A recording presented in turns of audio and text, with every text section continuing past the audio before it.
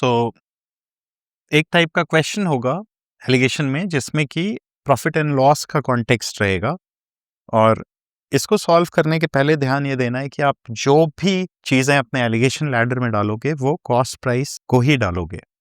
तो अगर आपको सेल्स प्राइस दिया हुआ है तो गलती से वो डेटा आपको एलिगेशन लैडर में यूज़ नहीं करना है। जब आप अपने वेटेड एवरेज के क्वेश्चंस में करोगे तब भी आपको कॉस्ट प्राइस का ही डेटा वर्कआउट करके डालना है। तो mixtures with profit and loss context एक एग्जाम्पल से समझते हैं कि क्या है। तो grocer mixes TA costing rupees per KG with TB costing rupees per KG, यानी कि TA एक तरह की चाय को जिसका की कॉस्ट 280 रुपये पर किलो है और दूसरा जिसका की कॉस्ट 240 रुपये पर किलो है, उनको मिक्स कर रहा है। तो TA दिया हुआ है आपका 80 पर केजी और TB दिया हुआ है चाय जो दूसरी तरह की है वो दिया हुआ है 240 पर केजी। अब इन दोनों को मिक्स कर रहे हैं और बेच रहे हैं 315 रुपए पर केजी पे। सेल्स दिया हुआ है, ये कॉस्ट है। सो ये जो है कॉस्टिंग है। तो ये आपको ध्यान रखना है कि कॉस्टिंग सेल्स से मिक्स ना हो जाए और सारा का सारा कैलकुलेशन कॉस्टिंग से करना है।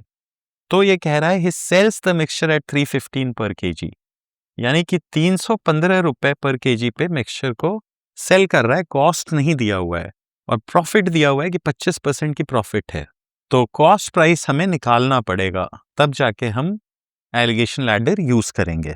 तो 25% होता है 1/4। आप कोई भी तरीके से कॉस्ट निकालो, आपने पढ़ रखा है प्रॉफिट एंड लॉस।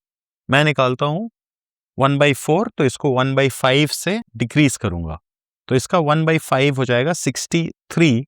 तो 63 अगर इसमें से जाएगा तो पहले जो है 50 निकालेंगे तो 5 हो जाएगा, और उसके बाद 10 और निकालेंगे तो 255 हो जाएगा, और उसके बाद 52 कॉस्ट प्राइस बनेगी। क्रॉस चेक कर लेते हैं, इसका 1/4 कितना आएगा, तो 83 आएगा, और 83 अगर इसमें ऐड करेंगे तो 252 प्लस 3 मिलके होंगे, लेकिन हमें 63 आना चाहिए, राइट। हाँ, सो 4 से डिवाइड कर रहे हैं तो 63 ही आ रहा है। 252 को 4 से, तो हाँ बिल्कुल 63 आ रहा है। 63 कम भी करना था तो सही है। तो इसका मतलब ये है कि 280 वाले को मिक्स किया 240 वाले के साथ और 252 का मिक्सचर हुआ। तो अब इसको एलिगेशन लैडर से सॉल्व करते हैं। पहला है 2, दूसरा है 2, और वेटेड एवरेज आया जो अभी निकाला हमने 2। तो ये डिफरेंस जो है ये 12 का है, और ये जो डिफरेंस है वो 18 का है। तो ये 18 इधर आ जाएगी और ये 12 इधर आ जाएगी। तो 240 वाले का 18 पार्ट्स और 280 वाले का 12 पार्ट्स को मिक्स किया है। तो अब क्वेश्चन में ध्यान से देखना होगा, उल्टा मत कर देना। तो जिसका भी है वो, और ये अगर मैं सिंप्लीफाई करूं तो 3:2 के रेशियो में आया। 3:2 के रेशियो में जो आया, तो 3:2 के रेशियो में ये कौन सा है, तो 280 वाला 12 पार्ट्स यानी कम है, तो ये है 2 पर केजी वाला, और ये है 240 पर केजी वाला।